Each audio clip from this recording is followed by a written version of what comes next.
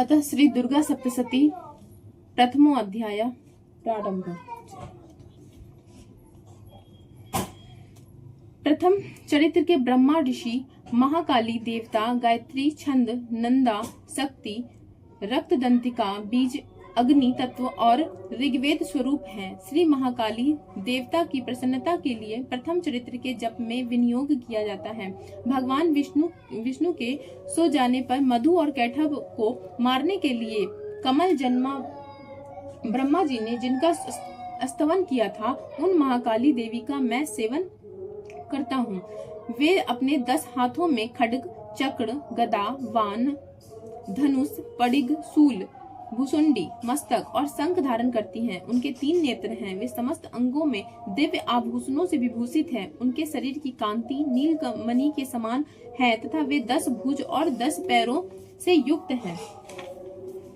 मार्कंडे जी बोले, सूर्य के पुत्र सार्वनिक जो 8वें मनु कहे जाते हैं, उनकी उत्पत्ति की कथा विस्तार पूर्वक कहता हूँ, सुनो।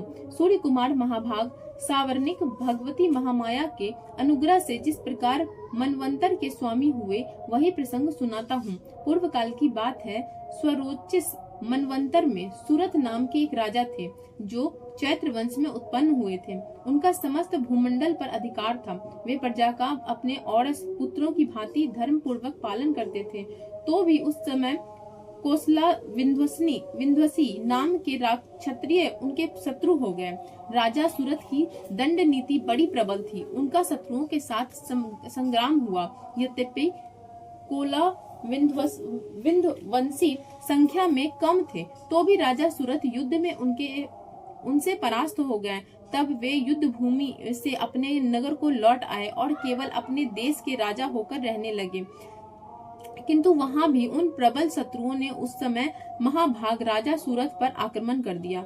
राजा का बल क्षीण हो चला था, इसलिए उनके दुष्ट, बलवान और दुरात्म मंत्रियों ने वहां उनकी राजधानी में भी राजकीय सेना और खजाने को हथिया लिया। सूरत का प्रभुत्व नष्ट हो चुका था, इसलिए वे शिकार खेलने के बहाने घोड़े पर सवार हो वहां से अकेले ही एक घने जंगल में चले गए।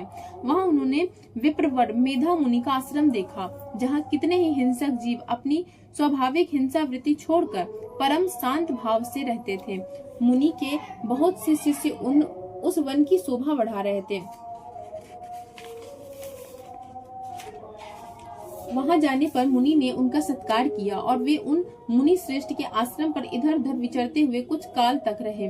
फिर ममता से आकृष्ट होकर वहां इस प्रकार चिंता करने लगे, पूर्व काल में मेरे पूर्वजनों ने जिसका पालन किया था, वही नगर आज मुझसे रहित है। पता नहीं मेरे दुराचारी भृत्यगण उसकी धर्म पूर्वक रक्षा करते हैं या नहीं। जो सदा मद की वर्षा करने वाला और सूरवीर था, वह मेरा प्रधान हाथी अब शत्रुओं के अधीन होकर न जाने किन भोगों को भोगता होगा। जो लोग मेरी कृपा, धन और भोजन पाने से सदा मेरे पीछे पीछे चलते थे, वे निश्चय ही अब दूसरे राजाओं का अनुसरण करते होंगे। उन अपव्ययी लोगों के द्वारा सदा खर्च होते रहने के कारण अत्यंत कष्ट से जमा किया हुआ मेरा वह खजाना खाली हो जाएगा। ये तथा और भी कई बातें राजा सूरत निरंतर सोचते रहते थे। एक दिन उन्होंने वहां विप्रवर मेधा आश्रम के निकट एक वैश्य को देखा और उससे पूछा, भाई तुम कौन हो? यहाँ तुम्हारे आने का क्या कारण है? तुम क्यों शोकग्रस्त और अनमने से दिखाई देते हो? राजा सूरत का यह प्रेम पूर्वक कहा हुआ वचन सुनकर वैश्य ने विनीत भाव से उन्हें प्रणाम करके कहा। वैश्य बोला, राजन, मैं धनियों के कुल में उत्पन्न एक वैश्य हूँ। मेरा नाम समाधि है। मेरे दुष्ट स्त्री पुत्रों ने धन के लोभ से मुझे घर से बाहर निकाल दिया है। मैं इस समय धन, स्त्री और पुत्रों से वंचित हूँ। मेरे विश्वसनीय बंधुओं ने मेरा ही धन लेकर मुझे दूर कर दिया, इसलिए दुखी होकर मैं वन में चला आया। यहाँ रहकर मैं इस बात को नहीं जानता कि मेरे पुत्रों, स्त्री और स्वजनों की कुशल है या नहीं। इस समय घर में वे कुशल रहते हैं अथवा उन्हें कोई कष्ट है। वे मेरे पुत्र कैसे हैं? क्या वे सदाचारी हैं अथवा दुराचारी हो गए? राजा ने पूछा, जिन लोभी स्त्री पुत्र आदि ने धन के कारण तुम्हें घर से निकाल दिया, उनके प्रति तुम्हारे चित्त में इतना स्नेह बंधन क्यों है? वैसे बोला, आप मेरे विषय में जैसी बात कहते हैं वह सब ठीक है, किंतु क्या करूं, मेरा मन निष्ठुरता धारण नहीं करता। जिन्होंने धन के लोभ में पड़कर पिता के प्रति स्नेह, पति के प्रति प्रेम तथा अमित जन के प्रति अनुराग को तिलांजलि दे मुझे घर से निकाल दिया है, उन्हीं के प्रति मेरे हृदय में इतना स्नेह है। महामते गुणहीन बंधुओं के प्रति भी जो मेरा चित्त इस प्रकार प्रेम मग्न हो रहा है, यह क्या है? इस बात को मैं जानकर भी नहीं जान पाता। उनके लिए मैं लंबी सांसें ले रहा हूँ और मेरा हृदय अत्यंत दुखित हो रहा है। उन लोगों में प्रेम का सर्वथा अभाव है, तो भी उनके प्रति मेरा मन निष्ठुर नहीं हो पाता। इसके लिए क्या करूं? मार्कंडेय जी कहते हैं, ब्राह्मण, तदंतर राजाओं में श्रेष्ठ सूरत और वह समाधि नामक वैश्य दोनों साथ साथ मेधा मुनि की सेवा में उपस्थित हुए और उनके साथ यथा योग्य न्यायोकूल विनय पूर्ण बर्ताव करके बैठे। तत्पश्चात वैश्य और राजा ने कुछ वार्तालाप आरंभ किया। राजा ने कहा, भगवान, मैं आपसे एक बात पूछना चाहता हूँ, उसे बताइए।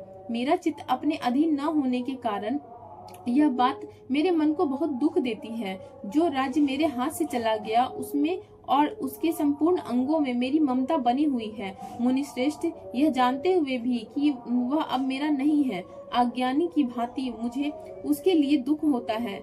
यह क्या है? इधर यह वैसे भी घर से अपमानित होकर आया है। इसके पुत्र, स्त्री और भृत्यों ने इसे छोड़ दिया, स्वजनों ने भी इसका परित्याग कर दिया है, तो भी यह उनके प्रति अत्यंत हार्दिक स्नेह रखता है। इस प्रकार तथा मैं दोनों ही बहुत दुखी हैं। जिसमें प्रत्यक्ष दोष देखा गया है, उस विषय के लिए भी हमारे मन में ममता जनित आकर्षण पैदा हो रहा है। महाभाग, हम दोनों सदा समझदार हैं, तो भी हम में जो मोह पैदा हुआ है, यह क्या है? विवेक शून्य पुरुष की भांति मुझ में और इसमें भी यह मूढ़ता प्रत्यक्ष दिखाई देती है। ऋषि बोले, महाभाग, विषय मार्ग का ज्ञान सब जीवों को है, इसी प्रकार विषय भी सबके लिए अलग अलग है। कुछ प्राणी दिन में नहीं देखते और दूसरे रात में नहीं देखते, तथा कुछ जीव ऐसे हैं जो दिन और रात्रि में भी बराबर ही देखते हैं। यह ठीक है कि मनुष्य समझदार होते हैं, किंतु केवल वे ही ऐसे नहीं होते। पशु, पक्षी और मृग आदि सभी प्राणी समझदार होते हैं। मनुष्यों की समझ भी वैसी ही होती है जैसी उन मृग और पक्षियों की होती है, तथा जैसी मनुष्यों की होती है वैसे ही उन मृग, पक्षी आदि की होती है। यह तथा अन्य बातें भी प्रायः दोनों में समान ही है। समझ होने पर भी इन पक्षियों को देखो, ये स्वयं भूख से पीड़ित होते हुए भी मोहवश बच्चों की चोंच में कितने चाव से अन्न के दाने डाल रहे हैं।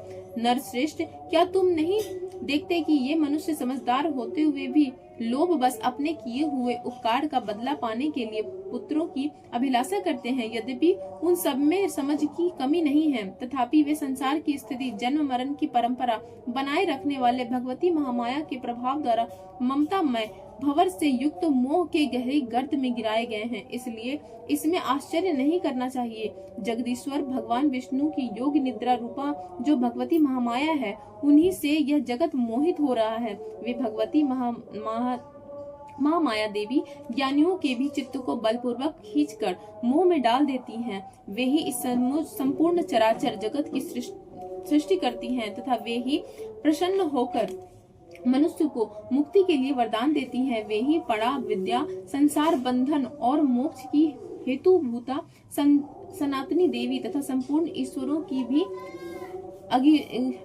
अगीश्वरी हैं। राजा ने पूछा, भगवान, जिन्हें आप महामाया कहते हैं, वे देवी कौन हैं? ब्राह्मण, उनका अनिवार्य अभिभाव कैसे हुआ तथा उनके चरित्र कौन कौन है? ब्रह्मवेत्ताओं में श्रेष्ठ महर्षि उन देवी का जैसा प्रभाव हो, जैसा स्वरूप हो, जिस प्रकार प्रादुर्भाव हुआ, वह सब मैं आपके मुख से सुनना चाहता हूँ। ऋषि बोले, राजन, वास्तव में तो वे देवी नित्य स्वरूपा ही हैं। संपूर्ण जगत उन्हीं का रूप है तथा उन्होंने समस्त विश्व को प्राप्त कर रखा है, तथापि उनका प्राकट्य अनेक प्रकार से होता है। वह मुझसे सुनो। यद्यपि वे नित्य और अजन्मा है, तथापि जब देवताओं का कार्य सिद्ध करने के लिए प्रकट होती हैं, उस समय लोक में उत्पन्न हुई कहलाती हैं। कल्प के अंत में जब संपूर्ण जगत एकाव वर्ण में निमग्न हो रहा था और सबके प्रभु भगवान विष्णु शेषनाग की सैया बिछाकर योगी निद्रा का आश्रय ले सो रहे थे, उस समय उनके कानों में कानों के मैल से दो भयंकर असुर उत्पन्न हुए जो मधु और कैटभ के नाम से विख्यात थे। वे दोनों ब्रह्मा जी का वध करने को तैयार हो गए। भगवान विष्णु के नाभि कमल में विराजमान प्रजापति ब्रह्मा जी ने जब उन दोनों भयानक असुरों को अपने पास आया और भगवान को सोया हुआ देखा, तब एकाग्रचित होकर उन्होंने भगवान विष्णु को जगाने के लिए उनके नेत्रों में निवास करने वाली योग निद्रा का स्तवन आरंभ किया, जो इस विश्व की अधीश्वरी, जगत को धारण करने वाली, संसार का पालन और संहार करने वाली तथा तेज स्वरूप भगवान विष्णु की अनुपम शक्ति है। उन्हीं भगवती निद्रा देवी की भगवान ब्रह्मा स्तुति करने लगे। ब्रह्मा जी ने कहा, देवी तुम ही स्वाहा, तुम ही स्वधा, तुम ही वत्सटकार हो। स्वर्ण भी तुम्हारे ही स्वरूप है। तुम ही जीवनदायिनी सुधा हो। नित्य अक्षर प्रणव में आकार, अकार, उकार, मकार, इन तीन मात्राओं के रूप में तुम स्थित हो तथा इन तीन मात्राओं के अतिरिक्त जो बिंदु रूपा नित्य अर्ध मात्रा है, जिसका विशेष रूप से उच्चारण नहीं किया जा सकता, वह भी तुम ही हो। देवी तुम ही संध्या, सावित्री तथा परम जननी हो। देवी तुम ही इस विश्व ब्रह्मांड को धारण करने वाली हो। तुम्हें ही इस जगत की सृष्टि होती है। तुम्ही से इसका पालन होता है और सदा तुम ही कल्प के अंत में सबको अपना ग्रास बना लेती हो। जगन्मयी देवी, इस जगत की उत्पत्ति के समय तुम सृष्टि रूपा हो, पालन काल में स्थिति रूपा हो तथा कल्पांत के समय संहार रूप धारण करने वाली हो। तुम्ही महाविद्या, महामाया, महामेधा, महास्मृति, महामोह रूपा, महादेवी और महासुरी हो। तुम्ही तीनों गुणों को उत्पन्न करने वाली सबकी प्रकृति हो। भयंकर कालरात्रि, महारात्रि और मोहरात्रि भी तुम्ही हो। तुम्ही श्री, तुम्ही ईश्वरी, तुम्ही ही, तुम्ही बोध स्वरूपा बुद्धि हो। लज्जा, पुष्टि, तुष्टि, शांति और क्षमा भी तुम्ही हो। तुम खड्ग धारणी, शूल धारणी, घोर रूपा तथा गदा, चक्र, शंख और धनुष धारण करने वाली, वान, भुसुंडी और परिग, ये भी तुम्हारे अस्त्र हैं। तुम सौम्य और सौम्यतर हो। इतना ही नहीं, जितने भी सौम्य एवं सुंदर पदार्थ हैं, उन सबकी अपेक्षा तुम अत्यधिक सुंदरी हो। पर और अपर, सबसे परे रहने वाले परमेश्वरी तुम ही हो। सर्व स्वरूपे देवी, कहीं भी सत असत रूप जो कुछ वस्तुएं हैं और उन सब की जो शक्ति है, वह तुम ही हो। ऐसी अवस्था में तुम्हारी स्तुति क्या हो सकती है? जो इस जगत की सृष्टि, पालन और संहार करते हैं, उन भगवान को भी जब तुमने निद्रा के अधीन कर दिया, तब तुम्हारी स्तुति करने में यहाँ कौन समर्थ हो सकता है? मुझको, भगवान शंकर को तथा भगवान विष्णु को भी तुमने ही शरीर धारण कराया है, अतः तुम्हारी स्तुति करने की शक्ति किसमें है? देवी तुम तो अपने इन उदार प्रभावों से ही प्रशंसित हो। ये जो दोनों दुधर्ष असुर मधु और कैटभ है, उनको मोह में डाल दो और जगदीश्वर भगवान विष्णु को शीघ्र ही जगा दो। साथ ही इनके भीतर इन दोनों महान असुरों को मार डालने की बुद्धि उत्पन्न कर दो। ऋषि कहते हैं, राजन, जब ब्रह्मा जी ने वहां मधु और कैटभ को मारने के उद्देश्य से भगवान विष्णु को जगाने के लिए तमोगुण की अधिष्ठात्री देवी योग निद्रा की इस प्रकार स्तुति की, तब वे भगवान के नेत्र, मुख, नासिका, बाहु, हृदय और वक्षस्थल से निकलकर अव्यक्त जन्मा ब्रह्मा जी की दृष्टि के समक्ष खड़ी हो गई। योग निद्रा से मुक्त होने पर जगत के स्वामी भगवान जनार्दन उस एकार्ण वर्ण के जल में शेषनाग की सैया से जाग उठे। फिर उन्होंने उन दोनों असुरों को देखा। वे दुरात्मा मधु और कैटभ अत्यंत बलवान तथा पराक्रमी थे और क्रोध से लाल आंखें किए ब्रह्मा जी को खा जाने के लिए उद्योग कर रहे थे। तब भगवान श्री हरि ने उठकर उन दोनों के साथ 5000 वर्षों तक केवल बाहु युद्ध किया। वे दोनों भी अत्यंत बल के कारण उन्मत्त हो रहे थे। इधर महामाया ने भी उन्हें मोह में डाल रखा था, इसलिए वे भगवान विष्णु से कहने लगे, हम तुम्हारी वीरता से संतुष्ट हैं, तुम हम लोगों से कोई वर मांगो। श्री भगवान बोले कि यदि तुम दोनों मुझ पर प्रसन्न हो तो अब मेरे हाथों मर जाओ, बस इतना सा ही मैंने वर मांगा है, यहाँ दूसरे किसी वर से क्या लेना है। ऋषि कहते हैं, इस प्रकार धोखे में आ जाने पर जब उन्होंने संपूर्ण जगत में जल ही जल देखा, तब कमल नयन भगवान से कहा कि जहाँ पृथ्वी जल में डूबी हुई ना हो, जहाँ सूखा स्थान हो वहीं हमारा वध करो। ऋषि कहते हैं, तब तथास्तु कहकर शंख चक्र और गदा धारण करने वाले भगवान ने उन दोनों के मस्तक अपनी जंघा पर रखकर चक्र से काट डाला। इस प्रकार ये देवी महामाया ब्रह्मा जी की स्तुति करने पर स्वयं प्रकट हुई।